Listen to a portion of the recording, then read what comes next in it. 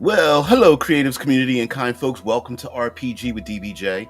I am your host, DBJ, and yes, we are going to talk about the P's.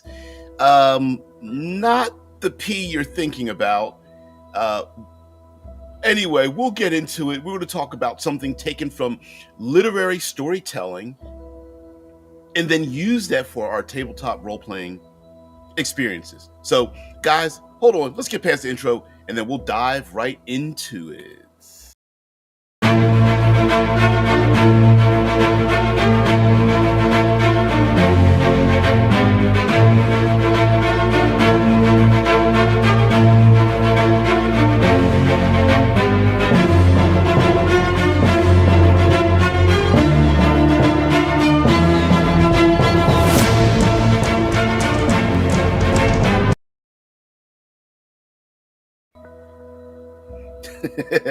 Hello. Yes, got a little shaving on the head there. A new look for a new era, I guess. I guess would be the way to describe it. We're going to talk about the four P's, and uh, you could add a couple more P in there, and then maybe subtract some P.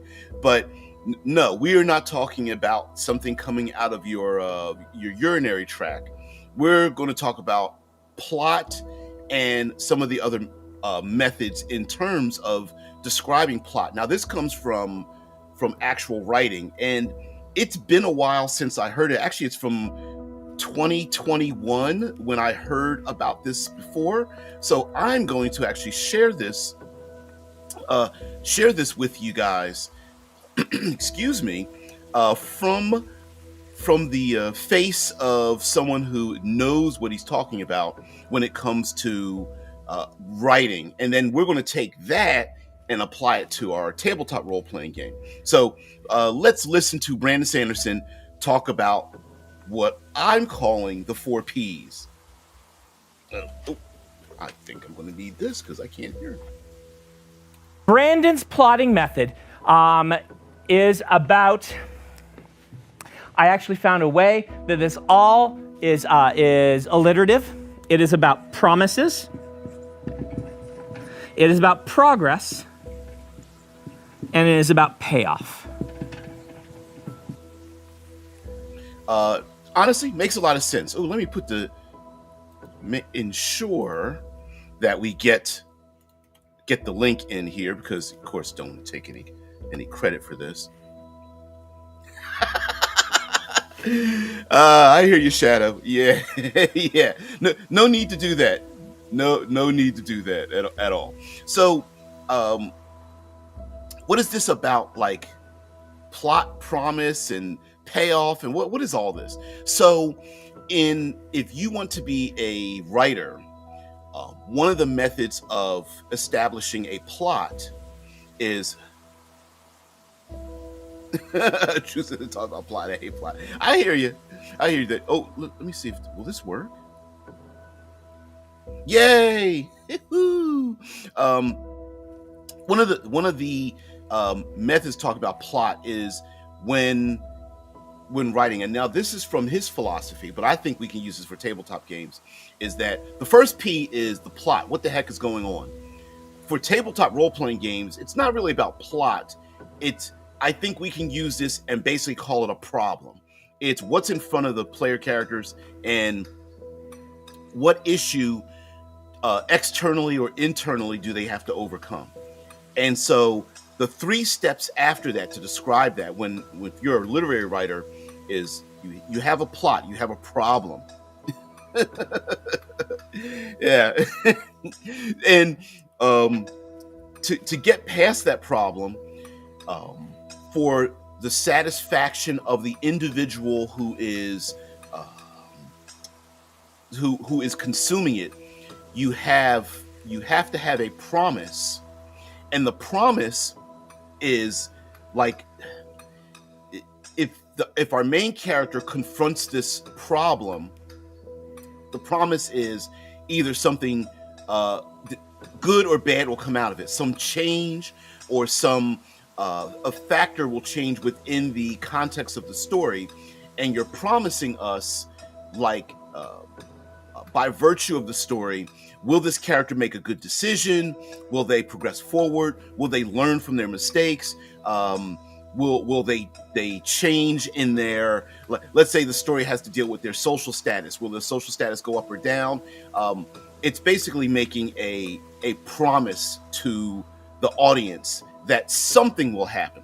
And the next step after promise is progress. So when we tend to be satisfied when our characters have a problem in front of them and the promise is made that something will change, but we want to see progress. Is their personality changing? Are they moving up or down in their status? Are they making mistakes and moving backwards? And we're just like, oh man, they are not progressing forward. Are our minds already ahead of our main characters? And we're thinking it's taking them too long. An example of this would have been in House of the Dragon with Daemon, where he was stuck in the haunted castle, I guess you could call it. And many of us consumers were like, come on, get through it. Although he was making changes in his psychological progress. And then the last P is payoff. And payoff is like, well, what happens when this character succeeds or fails? What happens when the foundation changes? So we'll get back to that. Yep. Drew's like, the promise of the premise, as some writing craft book called it, don't ask me which, have read too many of those. But unfortunately, and I tend to agree with this philosophy, right? Where Brandon was basically, as if I know him, Mr. Sanderson was saying that while you could change that, and there are ways to stretch it out so that it extends longer or shorter, that we have, for the most part, humans have an intrinsic storytelling, consumerist opinion about storytelling, that we understand what it means for a character to have a problem placed in front of them, the promise of what may happen when that problem is confronted, the progress that they go through, and then a payoff at the end, even if it's very short or very long. An example would be Han Solo from Star Wars. So the problem is that presented to us that Han Solo confronts is, do I remain a scoundrel or do I become a hero? And then the promise of that is, if he makes one decision, remain scoundrel, he's probably not going to keep these friends. He'll probably be on the run. But if he thinks he's going to get the cash that he needs to pay off the hut, well, he'll succeed in that. Sorry. Wow, that snuck up on me. So there is a conundrum in front of Han Solo. The problem is, if I stay the way I am, I'll probably get paid, but I might not have a fulfilling life. Or I could join these ragtag group of rebels, but that means that I have to change my worldview and maybe even believe in something that this young kid is keep calling the Force, and I don't believe in that kind of stuff, right? And then the progress of that is, do I follow along? Does he go along with it? Is he being convinced? Is he just like, I'm the hell up out of here? And we are shown that technically in a New Hope, he does revert to his old self. He's just like, yeah, I thought I learned some stuff, but I'm out of here, right? And inevitably, he does return. And not only does he return, but his actions tell us that he actually believes this young kid who claims, hey there, Vixen, he actually believes in this young kid, and maybe he doesn't believe in the Force, but the kid does believe in the Force, so I'm going to trust him. And so we do have our scoundrel change his ways. And then that's the payoff of making that decision. And there's plenty of stories where people make the wrong decision, but we're still given the idea that there's something in front of them, there's a problem, and the promise of that problem is there's going to be a major change in the story, or at least the progress of the character. Now, for us, we can take this. These are not the quotes we're looking for. Move along. Yeah, right. Exactly. But how does this translate over in the tabletop role-playing games? Because while many of us would like to think of ourselves as novelists and things like that, and to be honest with you, we all seem to suffer from world builder's disease, and so many of us tabletop role-playing designers and gamers and things like that probably would love to be a working paid novelist. That'd be kind of cool, even though it's a pretty tough racket to break into. For tabletop role-playing games, I think we can use this as a method of satisfaction. And remember, all this P comes from trying to create satisfaction. So for tabletop role-playing games, I feel like we present problems for the players to overcome.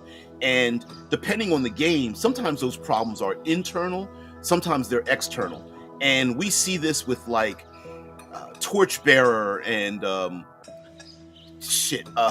Monster of the Week, and a lot of the Powered by the Apocalypse games, Avatar,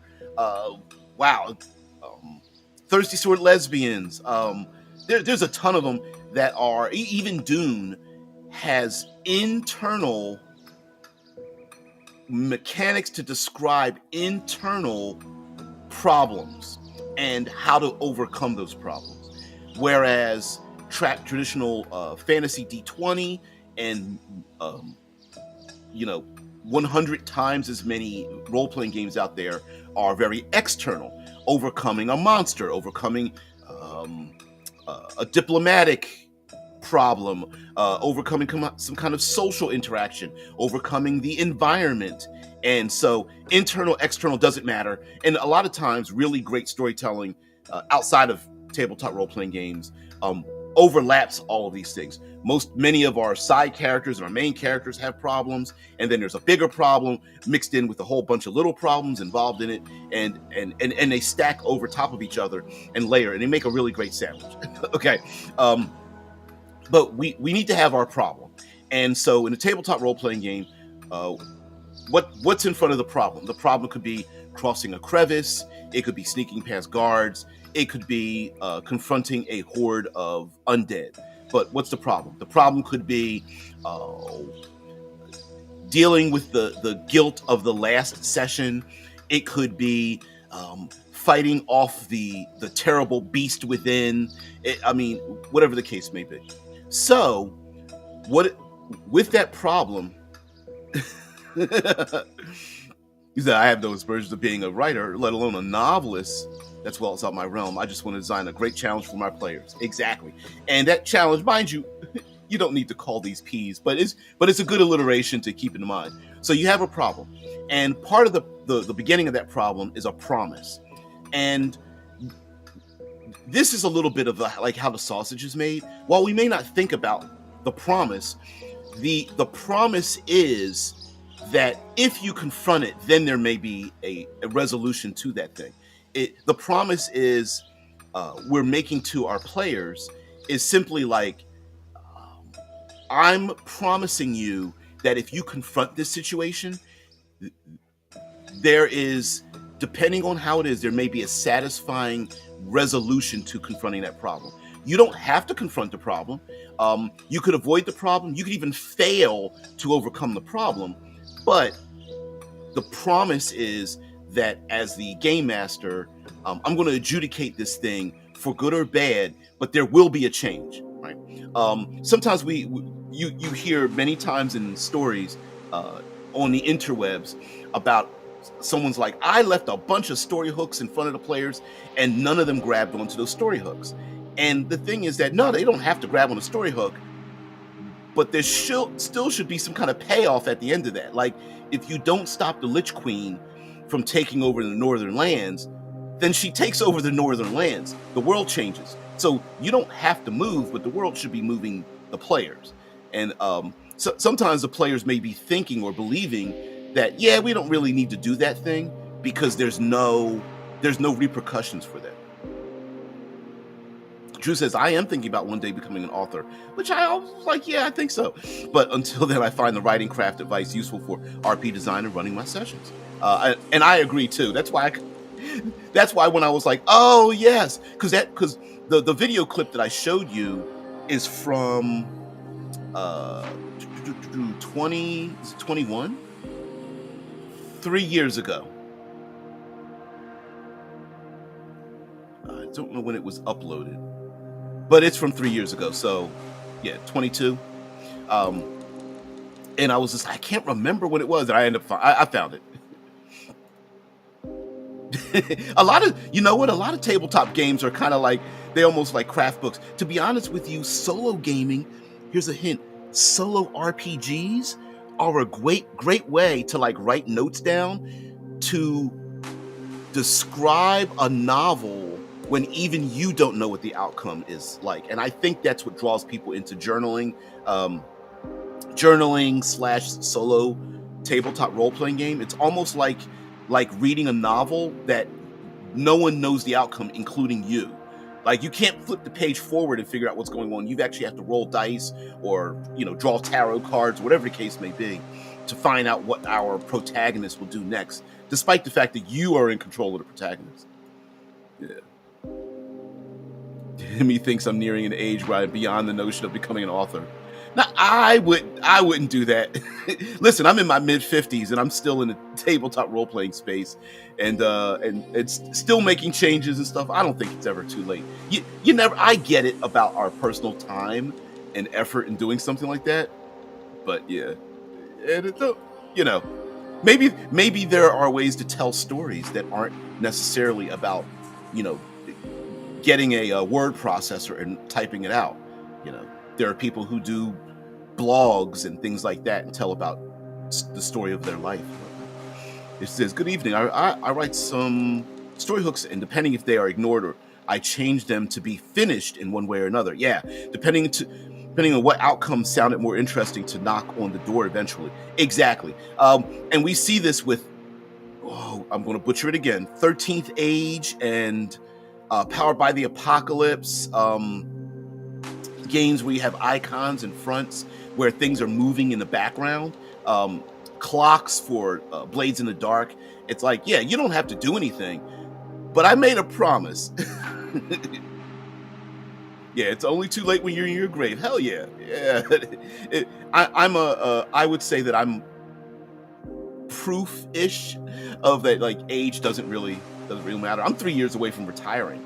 Like, I'm a retiree, at least close to it, knocking on the door of that. So, and I still want to write and draw and all those kind of things. So, okay. So, you know what? Let me put this up here.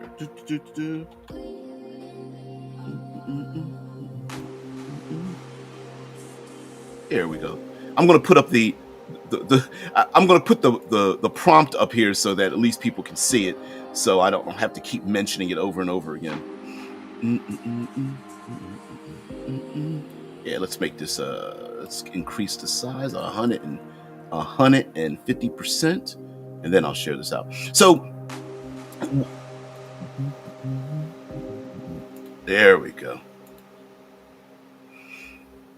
You wish you could retire. Yeah, you know what? I am as a letter carrier, somebody, if you work for like the federal government or county or city services or things like that, yeah, maybe not the most exciting work in the world, but yeah, it does lend itself to being able to live a lifestyle to which I've become accustomed. I guess that would be the best way to say it. All right, so we start out with our problem. What the hell do they have to solve? And then we promise. The promise is not just a promise of I promise to adjudicate it well, but also part of the promise is, what is the tone? What are we expecting from the situation involved? Meaning, like, sometimes part of the promise is that you can't solve a certain thing. If we take a look at post-apocalyptic stories, many times our heroes, the point is not to solve the post-apocalypse, right? It's not to solve the zombie apocalypse. It's not to solve the World War III. You're not going to solve that part. It's an alien invasion. You know what? You're not actually going to drive the aliens off of Earth. That's not the issue. The issue is, are you going to save the problem is, are you going to save the village from the evil invaders, right? And then we're going to move from there. Sometimes promise actually has to do with tone as well. Are we playing a dark gothic story? Are we being comedic in what's in front of us? Is the tone serious, or is it jovial? Is it mysterious, or is it like high action? And then the progress. Sometimes players can get bored or not really understand what the you know how we have on the interwebs where it's like so and so understood the mission, right? They understood the problem, they understood the assignment, right? And sometimes players are like, I don't know what I'm supposed to do next. We're supposed to go after the Lich Queen, but we're fighting orcs and we're sneaking the castles, but nothing's really changing. So part of it is we need to alert the players that there's progress. Sometimes we can alert them to the progress by how NPCs act and or react. Like maybe fantasy trade routes have been blocked, and now the players are being alerted to, because of how the background is, like, oh, the trade routes to the north are now open because of the player character's actions. Maybe the players learn progress by gaining allies in where they're going and what they're doing.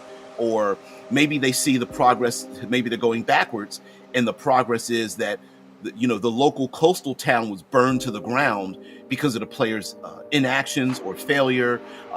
Maybe enemies have been reinforced, and now two factions that weren't normally together are working together, and which means is multiplying their power and influence or something. So letting the players know what kind of progress they're making. And then lastly is the payoff. Simple payoff is rewards, right? Magic items, experience points. Rewards can be more internally. Rewards can be greater willpower or power over the beast within them. I'm thinking of vampire and the werewolf games, right? Sometimes that payoff can be making a connection that normally wasn't. Maybe there's a faction that's always been at odds with the players, and now that faction is like, yeah, we like what you did. We're friends with you. You need help? Just call us anytime. Sometimes the payoff can just be the world is different now. The world has changed, and we have a new. There's a new factor in the world. In science fiction, in The Expanse, at the end of every season, related to at the end of every book, the payoff was changed, right? Like, you've got the proto-molecule, and then you got proto-molecule mutants, and then you've got the, the ring gates open up, and you got it's like, okay, we're really changing the environment, and the players might be responsible for that. Like, if a player literally calls down a meteor swarm, fighting off like a Tarrasque or something like that, the payoff might be like, what the hell do we do with this giant dead carcass? And literally the sky fell down for like many kilometers in the region, and we might have to literally go in and change our map and what it looks like, because the players did so much destruction or something of that nature. So yeah. Let me see what you guys have to say. You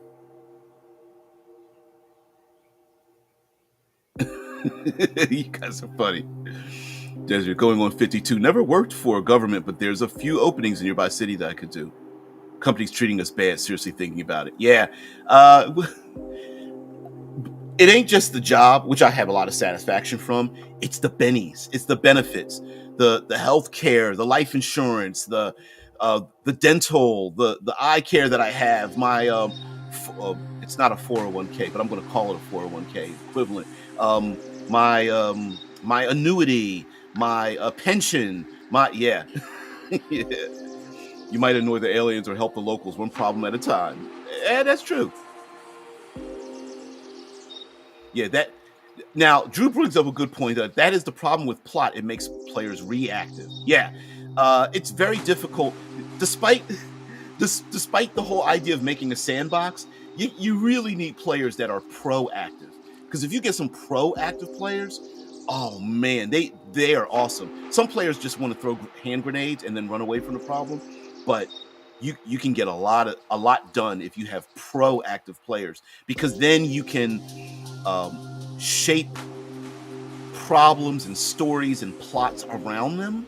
And if you're proactive, it's never called railroading, because it's always the thing that you were going to do in the first place. You were going to confront that problem in the first place because you were the person that helped create that problem, right? And get into it. Turquoise Vixen 57 says, this is so cool to listen to. I've been stepping out of my comfort zone recently and putting my hand up to play a couple one-shots despite my anxiety. You know, that's a very common thing amongst us in the tabletop role-playing community.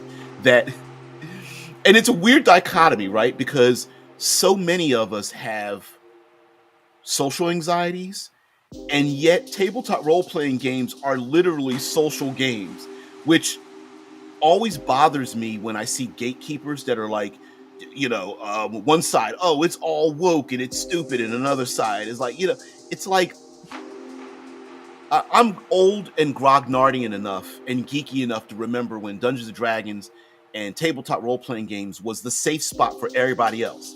We accepted everybody, right?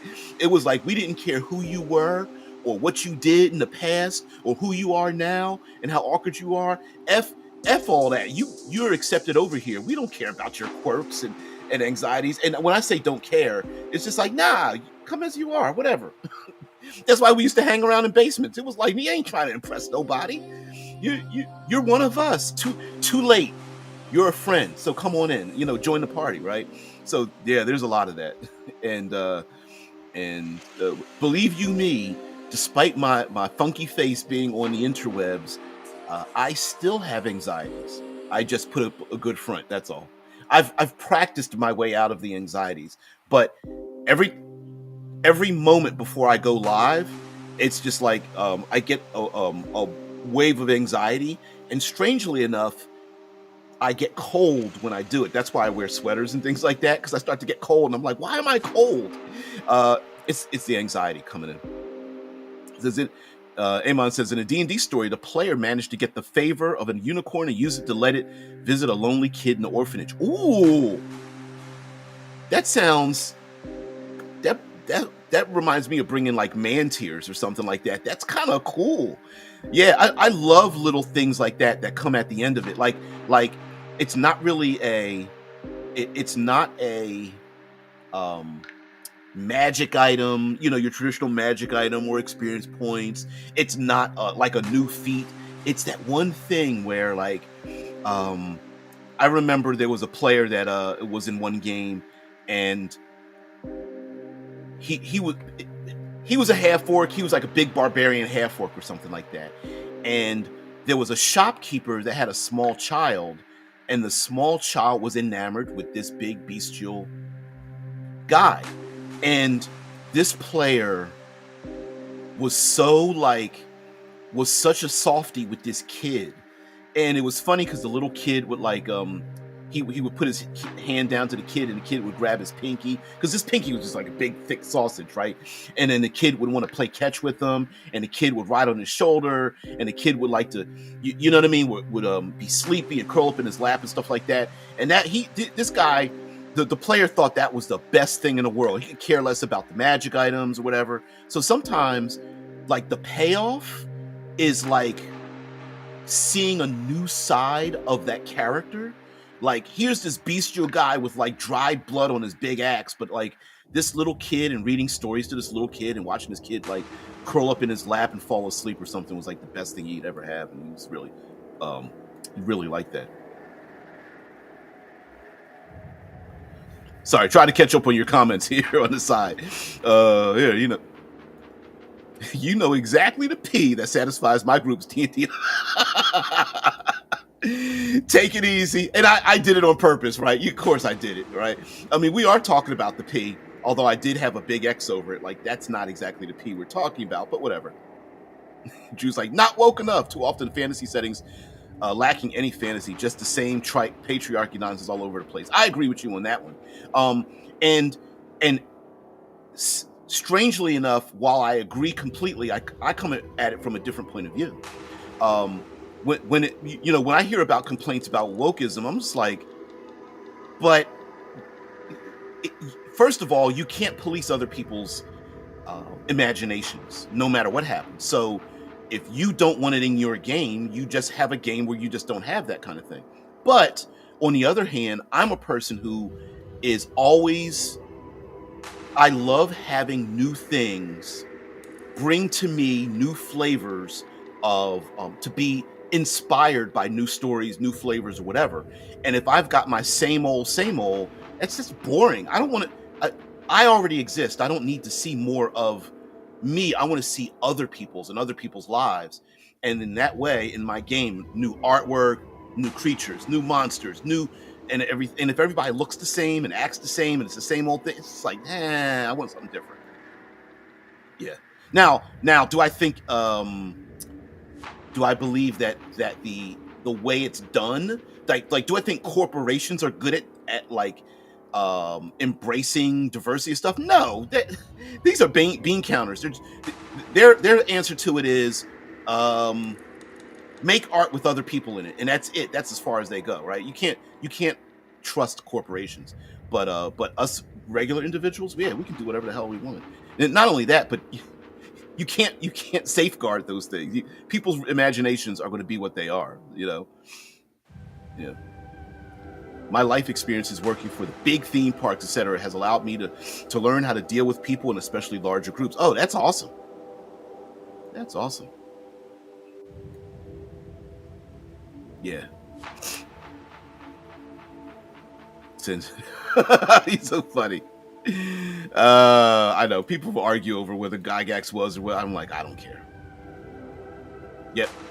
Death Angel says, likewise, TTRPGs can be an escape from reality, and each person's reality is different, right? Each person's everyone's life experiences are different, and what are we escaping from? What issues are we escaping from? And then you fill that in with your tabletop role-playing games.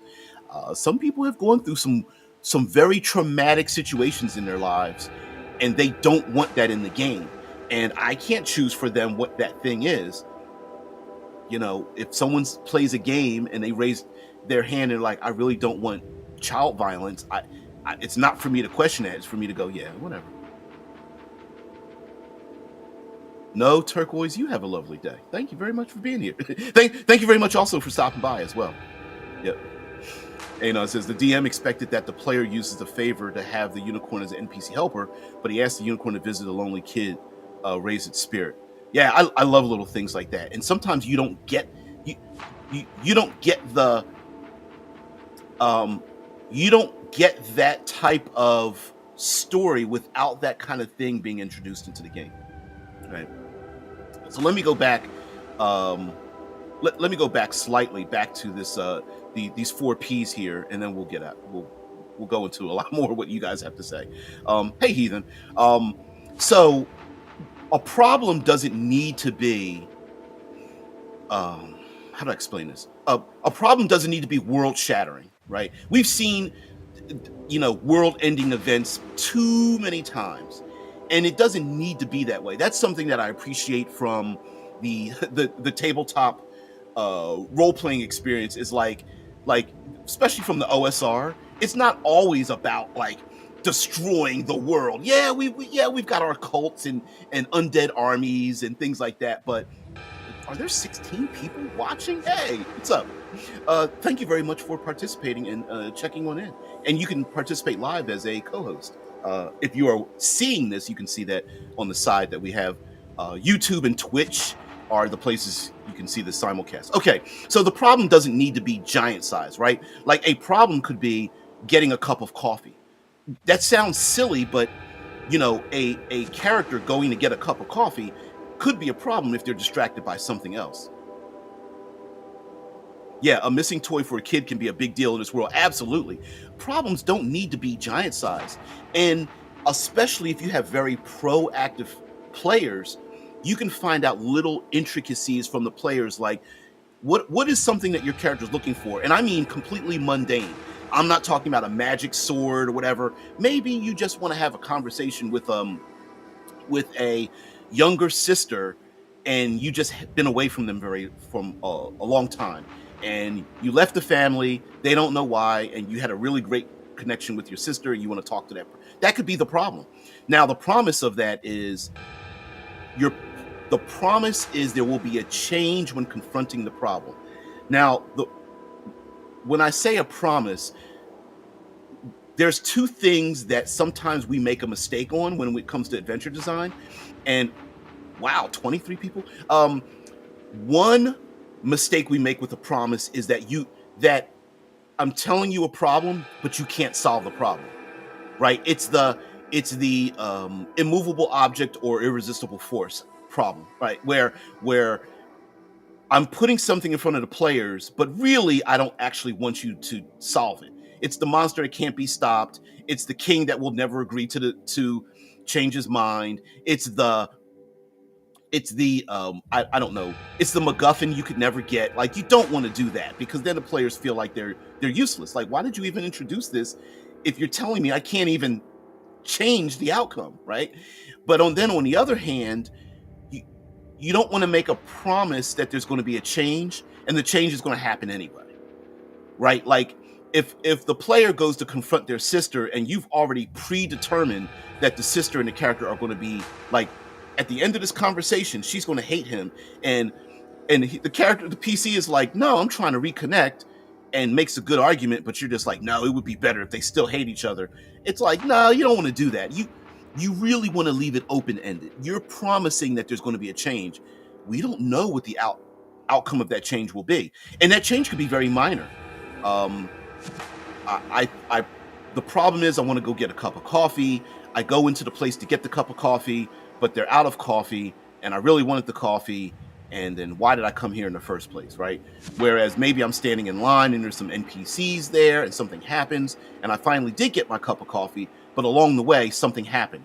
I befriended someone, I got in an argument, someone tried to pickpocket me. Like, it's something different. Yeah, Drew says, what do we learn from today's stream? Put P in the title to get more people watching. Not only did I put P in it, I actually put a no P sign on the thing. So yeah. Shadow says, I guess the problem is with one person trying to control that which the rest of the group is good with can make it a bad experience for the group at large. I hear you on that one. I'm going to get into that a little bit in just a bit. I also am slightly annoyed when a story slowly details in grade of escalation going out of hand. Do you mean? Let's see. So are you saying that it's like, oh, I once used a random point my player wished to visit for hinting on things I plan to come. I like that kind of stuff, dropping little hints and things like that. And listen, sometimes our satisfaction, sometimes we don't even realize what our satisfaction is, but once we fill in, we take our bucket with giant stones and we fill it in with smaller stones and fill it in with sand and fill it with water, and it still stays in the bucket. Sometimes we don't understand what the satisfaction, what we need for our own satisfaction, until we go, oh, that's right. There's always another horde of goblinoids, and it feels like there's no progress in the story, which comes down to the progress part, right? Are things getting better? Are they getting worse? Are my actions as a player changing the dynamic, right? And sometimes maybe, okay, you can't stop the undead waves of undead, but I sure can make them go to the left or the right, because I can make the undead, I don't know, the undead knights that are controlling the hordes of undead go to the south where I'm located, so that the others, the other tribes or something, can escape from the hordes or whatever, right? Letting the players have some kind of progress in terms of where they're going with this thing. And then, of course, again, what's the payoff of this? Are the players public enemy number one? Do they have a new friend? Does the player realize that, despite them wanting to be Billy Badass, that they take on the responsibility of caring for another NPC or something like that? I love it.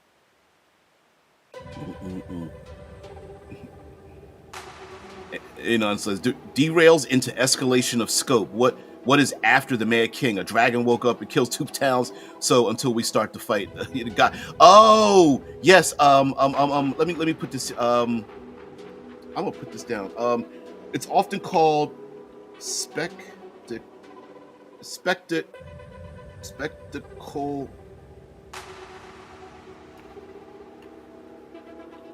Let me see. I know I misspelled it. Spectacle creep. So sometimes I've heard it referred to as spectacle creep. Spectacle creep is when the next step is always bigger. So Marvel, the MCU in the movies is an example of this, when people expect something bigger and better, right? So you have Loki is a bad guy that wants to, I don't know, bring an alien invasion into New York City. And then the next step is like even bigger, and then a whole country, and then even bigger, the whole planet, and then even bigger, the whole universe, and then you've got Thanos.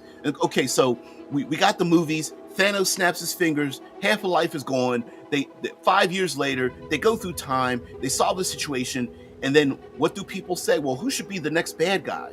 It's got to be Galactus, who wants to suck up the universe. It's got to be this world-ending. And it's like spectacle creep is a problem, even in tabletop games, because spectacle creep is like, it can't just be one Minotaur. It's got to be 80. It can't just be one Medusa. It's got to be a giant Medusa. And at a certain point, it's like, I don't know. It's crazy, right? It's like sometimes a way to break away from the spectacle creep is to tell an internal story, or to embrace the procedural stories. And comic books are very much like chapter 2 stories done over and over and over again, and that's why they always hit the reset button. You know what I mean?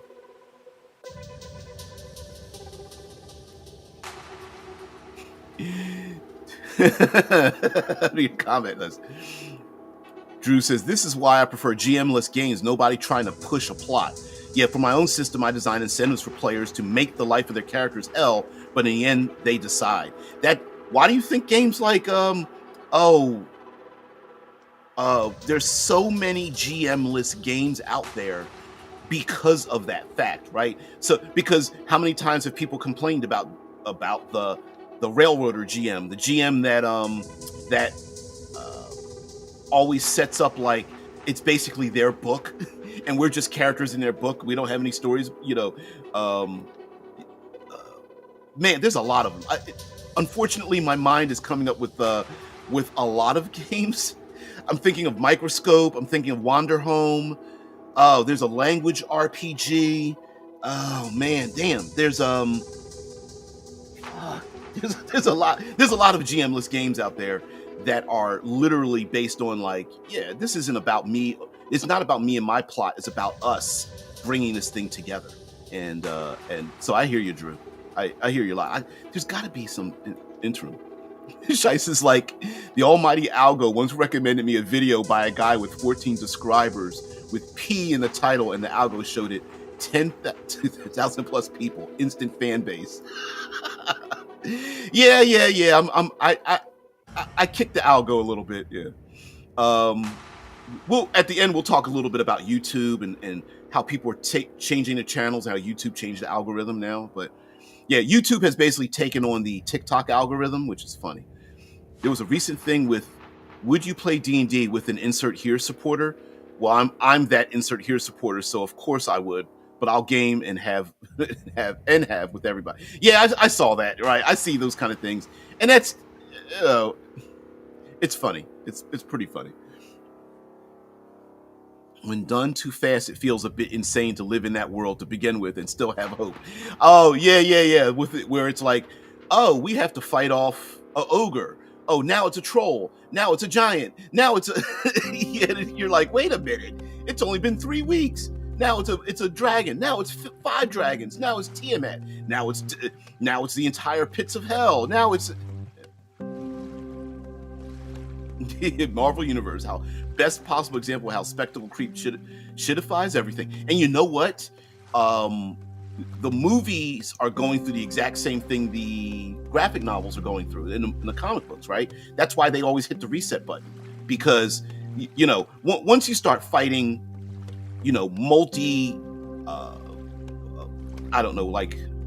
multi-dimensional threats, at a certain point, it's very difficult to go back to punching people in the throat in back alleys, right?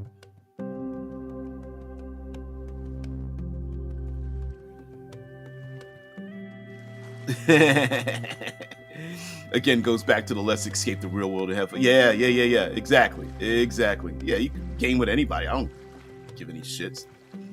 Not unless you consider it your own religion or something like that, right? I once had the idea to shift the problem of being able to be punched, one that needs communication to some degree. I got punched in the face from a tabletop game by my brother. Can't say I've ever played a GM-less game, unless there's what's another one? What's the one with the game where there's I can't remember the name of it. It's right on the tip of my tongue too. I can't remember the name of it. A player of mine joked that one NPC in a game he was in Scrammed. Oh, no, don't move on me. Scrammed, I don't know why, but where this 4 go to always chaos follows. They are harbingers of doom. I'm not sure the context of that, Amon. I would play with most people, but I will not accept fascists or any people who think certain people should be treated poorly just based on their identity. I hear you on that, and to be honest with you, that is it's like what is it? It's can you put aside things to have a social interaction with other people, right? If your beliefs are your religion, and I don't mean real religion. I mean, like, if your politics is your religion, if your identity is your religion, then a lot of times it's going to be very difficult to play with other people. But if you're just an average person that's just like, yeah, I'm just trying to figure out life just like everybody else, and you are someone who is flexible enough to go, sure, I believe a certain thing now, but given new knowledge, I'm willing to change my point of view. Fiasco, there it is. There's the game. Fiasco is a great GM-less game. Yes, Coen Brothers. Yep. Fiasco. I was like, fuck, I couldn't remember the name of it. Yeah, Fiasco is a great one. That's GM-less as well. A lot of the solo and solo plus games are GM-less technically, because they give you a lot of like random tables to pull from, and in a weird way, the OSR could be GM-less if you have enough randomization. You could actually do that, and then if you're very creative as well. Yep.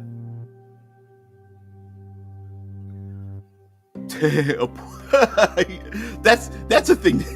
That's actually kind of funny. A poor NPC recognized the pattern that when something happened, always the party was nearby. Right, because the story's always in front of the players, right? And with the story in front of the players, that means that when things happen in the world, it always seems like they're always there when it happens. So you kind of blame them because they're always the one doing it. But yeah.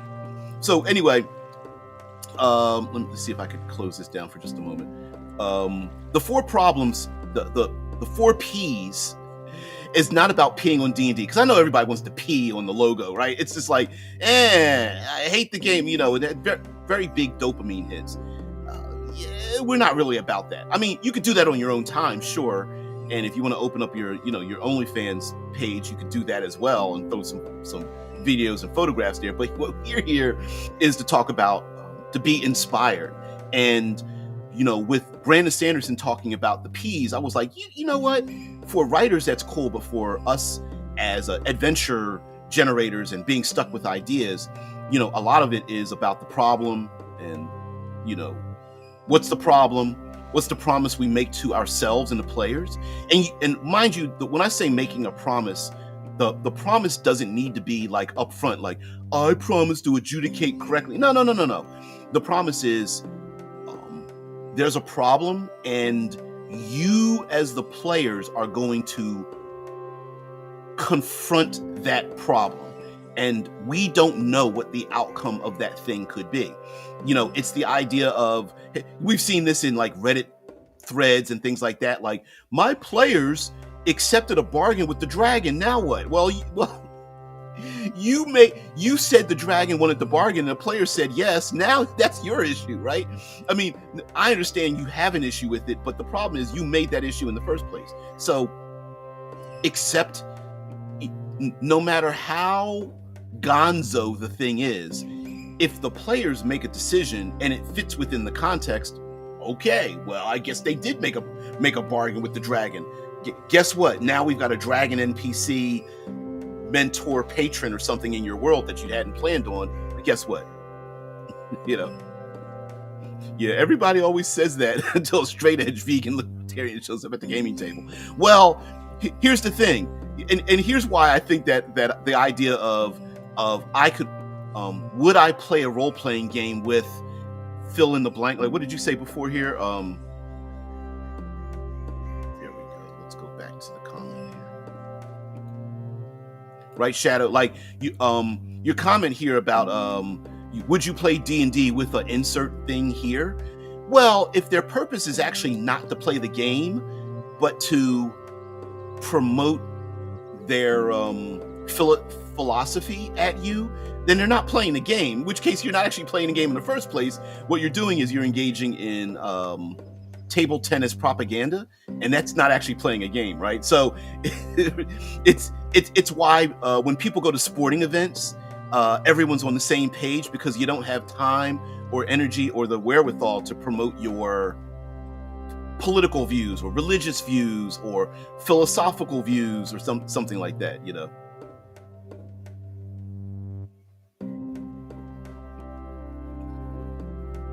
Yeah, and I'm with you there, Drew. Here's the problem, and when I say problem, I don't mean that society shouldn't confront those things. In the tabletop role-playing space, we don't have the ability to police other people's imagination, even if their imagination is one of a world in which their ideal world is one in which they get to live in a world where it does include fascism and racism and hate and psychopathy and things like that, right? Like, I wish people weren't like that, but there's some people who their ideal tabletop role-playing experience is to murder, kill other people just by the way they look, right? And I don't mean goblinoids, right? I mean other ethnic groups and things like that. You can't police that. I wish we could, but you can't. And those same people can't police the rest of us, right? That don't want those things in our game, right? The only thing you can do is just choose who you'd like to play with. But other than that, you can't, like, a game can't, just like adding something into a game that's produced by a corporation or subtracting it from a game with a corporation, you still can't police it that way. Right? You still can't do it.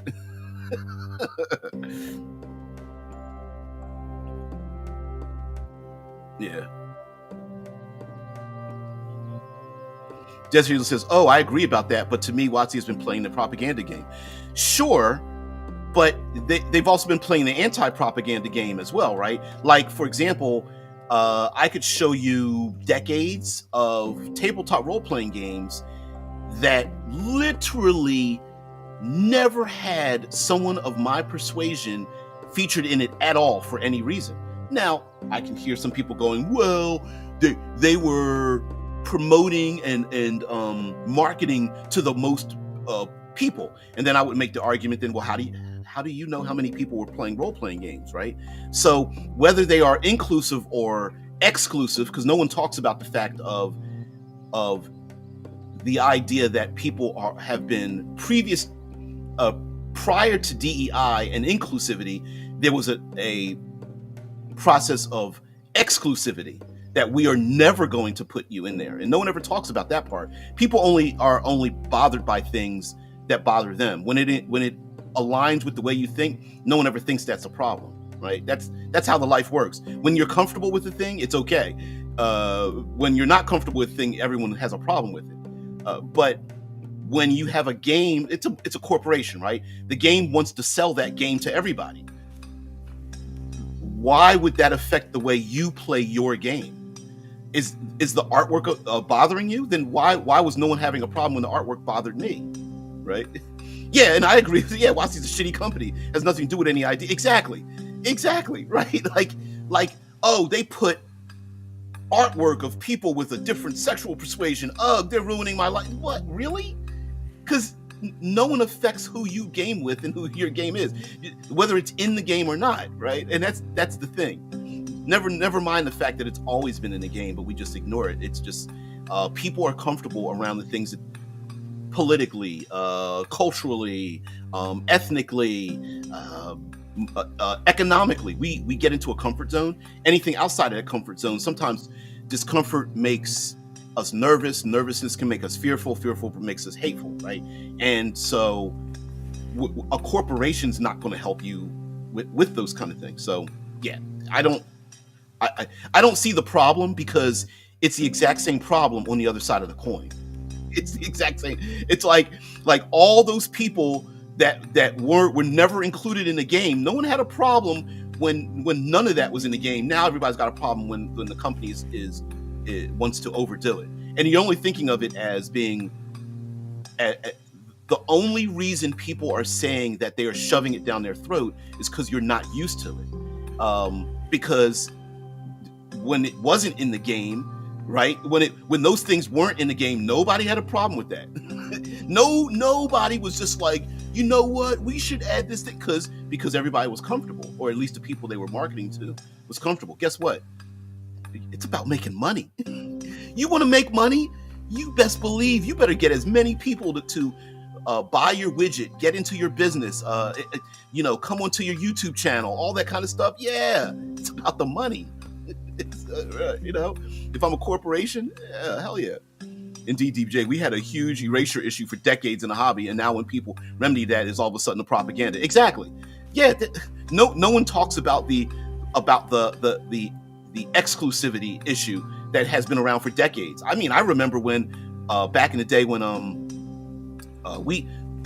we had television commercials that would never show people of color. We've had, I mean, there's so many things. And why do you think we have a propensity every year to have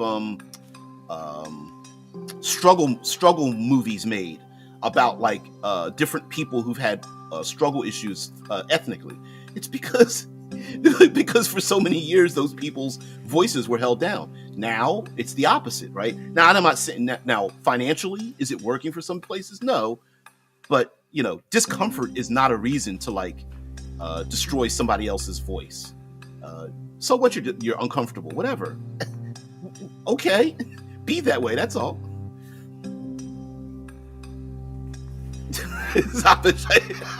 I've just learned through experience that straight edge vegan libertarians is the second most annoying archetype after the standard issue SJW, which is so funny. It's funny how people like to take. We love to take positive things and turn it backwards. Like woke is bad. A social justice warrior is horrible. It's like, well, what's the opposite of that? Being asleep? I don't know. It's just weird. It's funny how people are just like, I hate being thrown out of my comfort zone. Fold arms. I hate it. It's so bizarre. It's like, I find it whiny, to be honest with you, because it's like, well, wait a minute. So you used to be on top. Maybe you're not on top anymore. Guess what? Everybody else got their chance, which I find so funny. It's like, yeah, you ain't the top of the ladder. Come down here in the pits with the rest of us. See how it feels. Yeah. So tabletop role-playing games really allow us to like It's so funny. It allows us to like not only uh, exist in a different world, but it also allows us to be like to exist in a way that um, it it's a it has so much of a reflection of ourselves that we don't realize that we in the tabletop role-playing community tend to be off-put by a thing because we don't realize that what we're actually doing is reflecting our own lived experiences and not realizing that we're showing other people our lived experiences. And so therefore it rubs us the wrong way when we're like, well, I didn't mean that. And you're like, well, you kind of did, because you're unconsciously showing your lived experience. And so, when I hear about whiny people complaining about like woke D&D, I'm like, yeah, but so what? It just doesn't affect your game. It doesn't affect your game at all. What was it? This was a while ago. Yeah, Stochastic Agency says, not trying to debate the issue, but inclusion started long before what's happening now. Inclusion is always better. There isn't anything made worse by not including something else, right? Like genetics. You don't want a genetic funnel, a genetic silo. You want to include that when it comes to food and travel and work experiences and knowledge and things. Always a new point of view, a new experience, a new way of thinking, taking a look back at something old and going like, maybe we should take a look at this problem. As a matter of fact, just even recontextualizing something that's always been around and going, yeah, let's take a look at that again and go, yeah, you know what? It should remain that way, right? I'll pose a challenge to inclusion, though. If you go back to late 90s and look through Dragon, you'll find some art images of groups of kids of various ethnicity playing D&D. And that's always been around, right? That's a thing. Like, and are we mixing, like, marketing with storytelling, right? Are we mixing marketing with storytelling? That's why I have, Shai says the medieval European theme and fantasy, excluding Soul Brothers Underwood, took care of that trope most adroitly in Within the Ring of Fire. Yeah. I mean, there's a lot of that, right? Like, it's like paladins are a specific cultural thing, right? What do paladins look like in Central America back in the 1600s, or what do paladins look like in ancient India or China or Japan or something like that? Social justice warrior too, principled dork inclusion activist. I guess I'm the same way.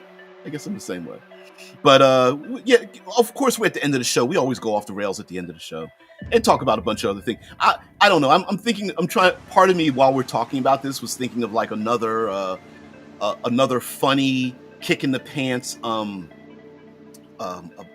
thumbnail, because that's essentially. You know what? Maybe we'll do that tomorrow, because we always do with Future Fridays. We always talk about technology and things. So we'll mix it around YouTube. How subscribership doesn't matter with YouTube anymore. It's all about discovery. So you're better. It's better for YouTube's algorithm for you to watch multiple videos of someone than it is to subscribe to them. It's all about discovery. So liking and sharing isn't as effective anymore. Subscribing doesn't get you notified anymore. It used to be a notification bell. Even that really doesn't work anymore. And a lot of people don't go back into their subscriber base, because I'm subscribed to a lot of people, and along with a lot of people not creating much content, it also means that like a lot of times on my own feed, I'm not getting anything.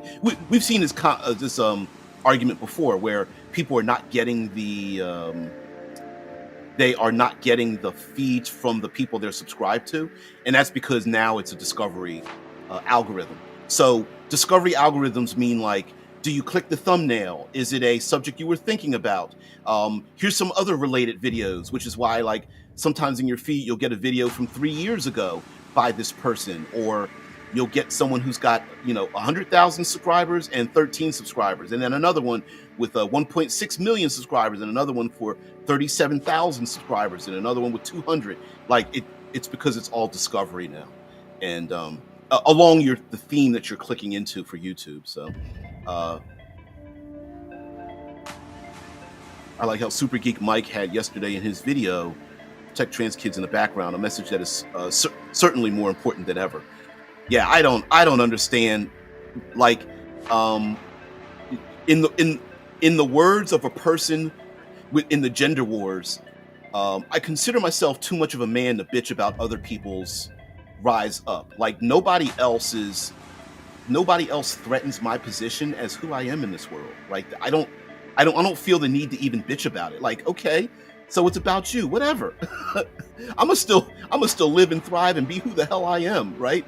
I don't have to take away anything from anybody else, nor have a platform to bitch and moan about it, right? It's a very whiny thing for grown men to do, just in my opinion, as a grown man. Like, what?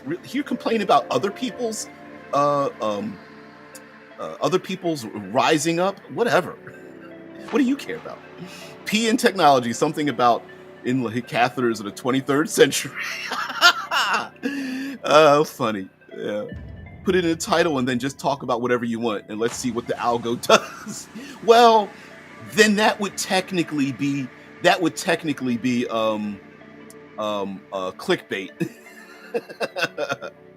That would definitely be clickbait if I don't talk about the thing. I talked about the P's. I did. Yeah, YouTube has clearly screwed up the algorithm. I'm not seeing channels I'm a mod for, damn, nor a member of, and I'm seeing old videos from stuff that makes no sense. Yeah, it's all covering now. Yeah. Rights are not a zero-sum game. Neither is fair treatment without officially codifying into legal rights. It's unfortunate because a lot of the rights people are fighting for already exist, and we have people who are trying to kick them out of those rights, and which is effed up, right? Like, I agree that sometimes we don't need new laws, but unfortunately, this is what happens. Laws and unionization and things like that don't come about in a vacuum. They come about because of other people trying to exclude them out of those laws. It's the dumb thing, like the bullshit about, like, trans people using bathrooms and stuff, and I'm like, so what you're saying is, if you're trans and use a bathroom, we need to exclude you, but a heterosexual man looking at my junk while I'm in the bathroom's okay? Like, no, that doesn't make any sense. Yeah, it's people's fear of a thing. People who are uncomfortable get nervous. That nervousness makes fear makes anger. Stochastic says, I get way more vids from low count channels now than ever before. Then again, I capped my subscription list to 30. I think my subscription list is probably in the 200s now. It's way up there. I have not unsubscribed from most of the people I've subscribed to, and I barely get anything from those channels. Something is wrong with the algo. My channel's growing by 1 or 2 subs a day. Hey, my channel's been growing by 1 or 2 subs a month for like a decade now. Yeah.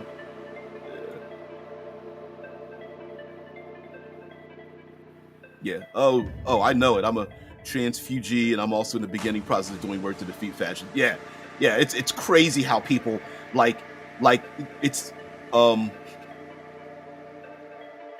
you guys know I rate people's point of view by their reaction to people's reverse point of view, right? Like, if I disagree with that point of view, what is your reaction to that? And if it's horrible, then I don't have a reason to even respect your point of view. That's how I feel about it. Meat gazing and yeah, it's like you can't put that into like one category of people. Maybe people shouldn't just be doing that at all. I could care less who comes into the men's room when I'm using it. it's don't look at my junk, or don't look at my junk unless you're doing it with loving eyes, I guess. My YouTube TV app no longer has channels sorted alphabetically. Damn.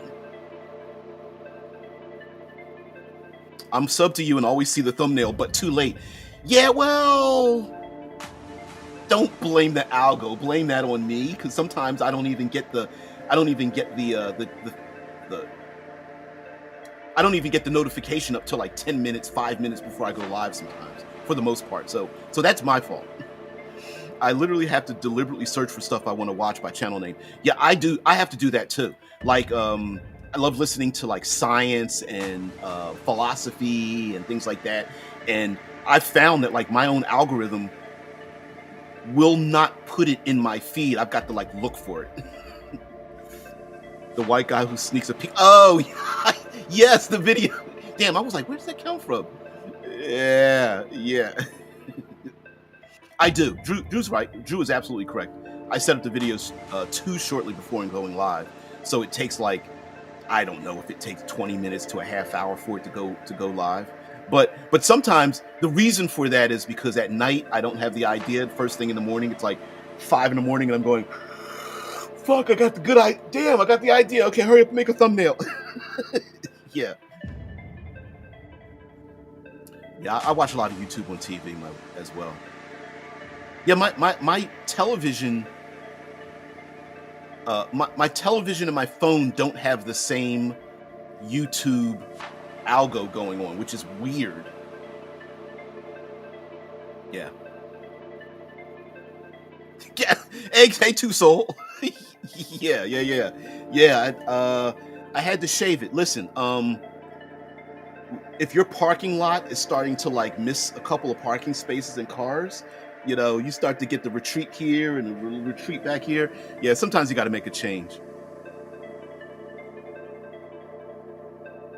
Gas was like, oh god damn it, that's 3 ads, not 2. Yeah, I pay for premium. I don't get the ads anymore. But yeah, I thought I turned that off. Well, YouTube can turn it back on anytime they want to.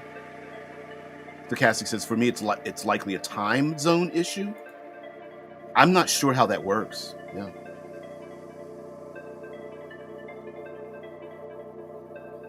Yeah, I've turned my monetary thing off on my channel because it's the channel's not big enough to even bother worrying about that.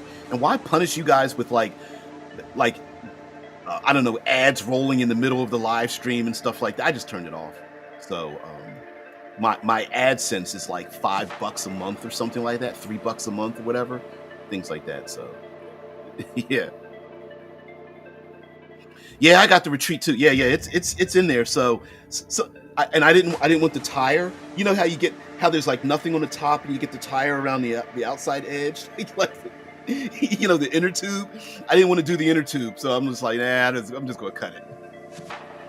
I'm still sleeping when you start these live streams. Yeah, that's why so many people from across the pond find the channel, right? That's the thing. So yeah, tomorrow tomorrow it should be a future Friday, and we'll talk about some other things then. Of course, towards the end of the show, we just go off the rails and talk about other kind of things. But this is primarily a tabletop role-playing channel, and I love to use role-playing to reflect what's going on in the world, reflect our own inspirations, and bring things to you guys. So anybody who came over here who's clicking like, the fuck is with the P's, please stick around. You guys are the co-hosts. So if you've stuck around this long, then yeah, Arrakis.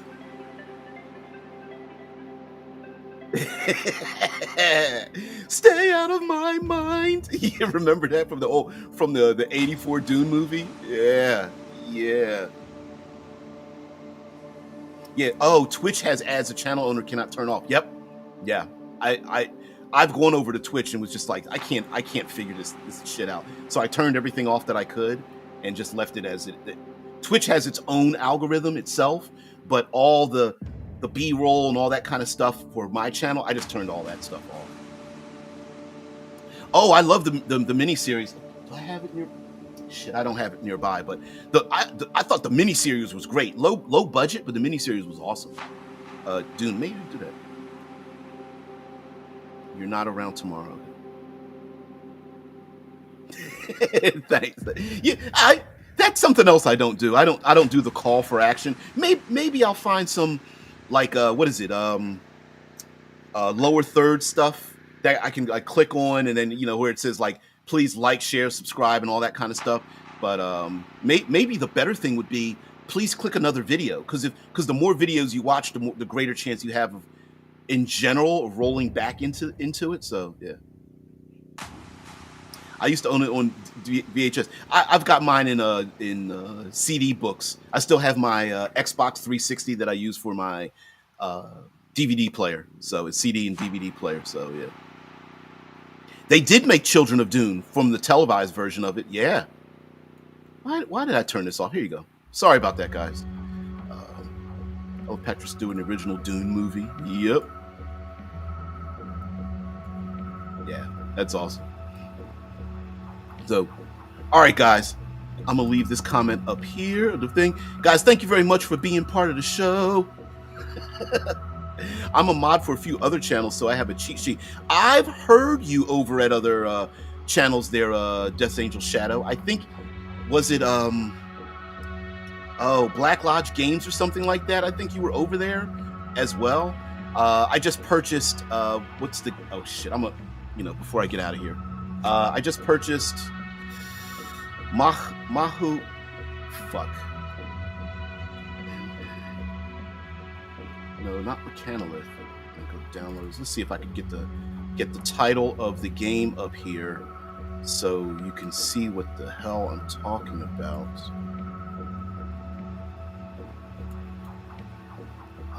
Not the Lost Pit.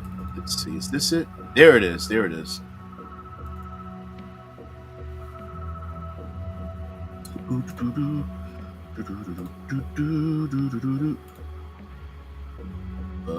No, not a Chrome tab. It's a window.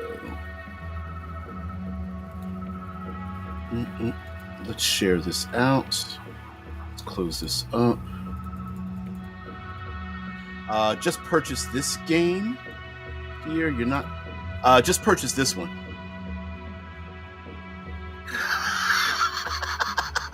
Yeah, Mahua Huito. Listen, it's thanks for because I gotta get to bed. Everybody, go to sleep if you can. Go to sleep. Oh man, it's all right. Yeah, Mahuito. It is white box role playing the Aztec Empire, and it's brutal. This game is brutal. It's nasty. Sci-fi for me. That's it. That's the channel. That's the one. Sci-fi for me, which I've gone over there every once in a while and things like that. Again, I don't. While I do listen to some channels, if people get into the whole like bitching about the wokeism thing, I just turn it off because I just can't. Yeah. Mesoamerican game. Yep. Absolutely. All that and more. It's wild. It's really wild. It's taken from the point of view of the people of that culture. So the point of the game is to go out there and capture. It's not what you think. So the point of the game is to capture other people, to bring them back, to sacrifice them, to prevent the gods from preventing the sun from rising the next day. Because the horror was, without the sacrifices, the gods will ignore humanity and basically cause the world to end. So, and it's taken from their point of view. So it's like you want to talk about like reverse PCism. It's a game like that, and well researched, to be honest with you. As I looked through it, I was like, is this somebody's like I don't know what you call like somebody's like wet dream or something? No, it's actually really good.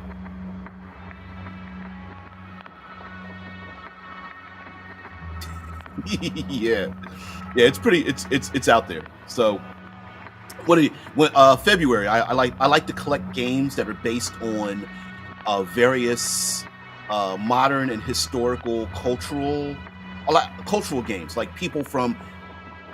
This sounds super interesting. Yeah. It's very brutal, very. When I say brutal, I'm talking about like it is about it involves a lot of brutality that doesn't apologize for the way it is. There's an image. There's some artwork. Yeah. That's kind of the point of the game. It's wild, but pretty good. It's white box. It's like it's OSR white box. So you're gonna have to wait till February because I like to bring up games. Like I have another one that's coming. That's Jewish. It's like a Jewish fantasy adventure. Things like that. So I love things. They did hella research on the history and culture of the people and the times. Exactly. Yeah. Which I appreciate. I mean, why the hell not, right? I have a number of games from Italy that are really great. I like to see how other people play around the world and their culture and being like, yeah, my culture's badass. Here's how I would look at it. And I'm like, hell yeah, go for it. I want to see that. That's why other people's lifestyles don't intimidate me. None of that scares me. None of that intimidates me. Yeah. Oh, Apocalypto the movie. Yes, it's absolutely Apocalypto the movie. Why didn't it show up on my? There it is. Actually, Apocalypto the movie is great. It's the director that has issues, but yeah, the movie is excellent. The movie is excellent, and it is very much like it's Apocalypto is Mahuitl. White box adventuring in the Aztec Empire. That is the role-playing game. That basically is what it is. It's really great. Anyway, guys, have a great one. Got to get out of here. No, that's not. Monster Rising. That's not exactly what it is, but maybe close. I don't know. It's designed by the same person that created Cairn Second Edition, First and Second Edition. It's the same thing. Yeah, it's like, yeah, it's really cool. There's another one. Yeah, I love cultural expansionism into the tabletop role-playing game, so that's been my goal to find these games. So homework, if you guys know of a role-playing game designed by and embracing a particular world culture, I'll take it. Yeah, thank you very much. You guys have a great one as well. Yep. Have a great evening. Have a great day, afternoon, and evening, everyone. Guys, getting out of here. You guys have a great one. I'll see you tomorrow. Peace. Tranquility. Bye.